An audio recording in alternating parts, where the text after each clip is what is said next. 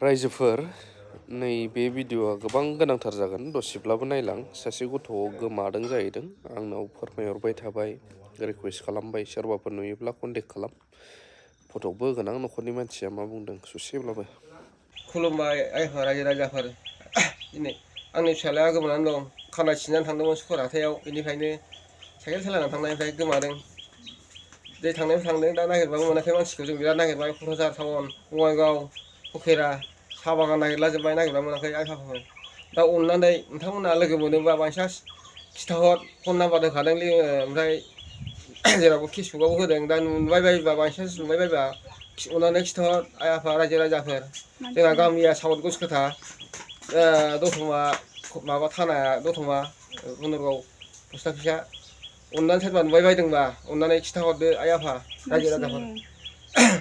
बिफानि नामा राजेश आंना बिमानि नामा बुगालि बिबानि नामा रेखा फंबायनि नामा नेरसोन दं साथाम जों बिदा साबामोन गासै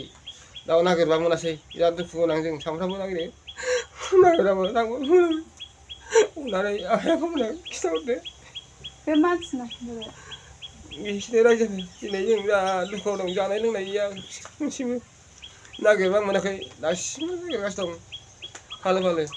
अननानै रायजो राजाफोर नुयोबा फन नाम्बाराव खिथाहरदो गामिया साउथ कलकाता बेनोसै खुलुमबाय रायजो राजाफोर